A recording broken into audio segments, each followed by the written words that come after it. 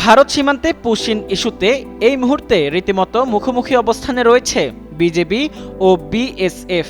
যে কোনো মূল্যে এই পুশ ইন ঠেকাতে বিজেপির সঙ্গে যোগ দিয়েছে স্থানীয় বাসিন্দারাও। এমতাবস্থায় দুই দেশের কূটনৈতিক নিয়েও উঠেছে নানা প্রশ্ন।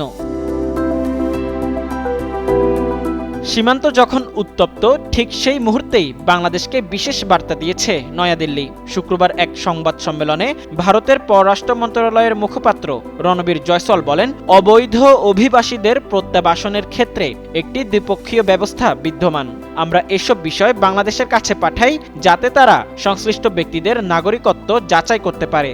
আর একবার তা যাচাই হয়ে গেলে আমরা প্রত্যাবাসন প্রক্রিয়া এগিয়ে নিয়ে যাব।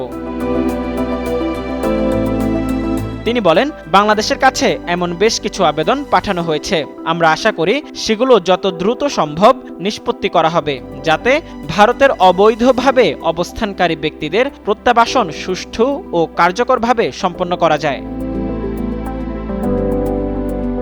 বাংলাদেশের পক্ষ থেকে ভারতীয় কর্তৃপক্ষের বিরুদ্ধে সীমান্ত দিয়ে লোকজনকে বাংলাদেশে ঠেলে পাঠানোর অর্থাৎ পুশ ইন অভিযোগ প্রসঙ্গে এক প্রশ্নের জবাবে জয়সওয়াল বলেন, তারা বাংলাদেশি হোক বা অন্য যে কোনো দেশের নাগরিক হোক, তাদের বিষয়ে ব্যবস্থা নেওয়ার জন্য আমাদের আইন রয়েছে।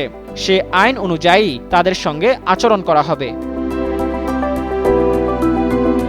এর আগে গত মঙ্গলবার সচিবালয়ে সাংবাদিকদের সঙ্গে আলাপকালে বাংলাদেশের স্বরাষ্ট্রমন্ত্রী সালাউদ্দিন আহমদ বলেন, কোনো ব্যক্তি যদি প্রকৃতপক্ষে বাংলাদেশের নাগরিক হন এবং অন্য দেশে অবস্থান করেন, তাহলে সংশ্লিষ্ট দেশের কেন্দ্রীয় সরকার আনুষ্ঠানিকভাবে তালিকা পাঠিয়ে পরিচয় যাচাইয়ের প্রক্রিয়া সম্পন্ন করতে পারে।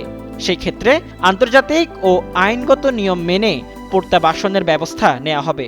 তবে বর্তমানে এ ধরনের কোনো আনুষ্ঠানিক আবেদন সরকারের কাছে ঝুলে নেই বলেও জানান তিনি। অন্যদিকে ভারতের পররাষ্ট্র মন্ত্রণালয়ের ভাষ্যমতে দেশটিতে আনুমানিক 2860 জনেরও বেশি সন্দেহভাজন বাংলাদেশি অবৈধভাবে বসবাস করছেন। দেশটি মনে করে এদের বৈধ ও আনুষ্ঠানিক প্রক্রিয়ায় যাচাই বাছাই ও প্রত্যাবাসন করা প্রয়োজন, কিন্তু দ্বিপাক্ষিক আইনি ও কূটনৈতিক প্রক্রিয়া অনুসরণ না করে বিএসএফ প্রায় চোরাগোপ্তা পথে তাদের জোরপূর্বক বাংলাদেশের অভ্যন্তরে ঠেলে দেওয়ার অপচেষ্টা করছে, যা স্পষ্টই আন্তর্জাতিক আইনের পরিপন্থী। মুজাম্মেল পায়েল, যুগান্তর নিউজ।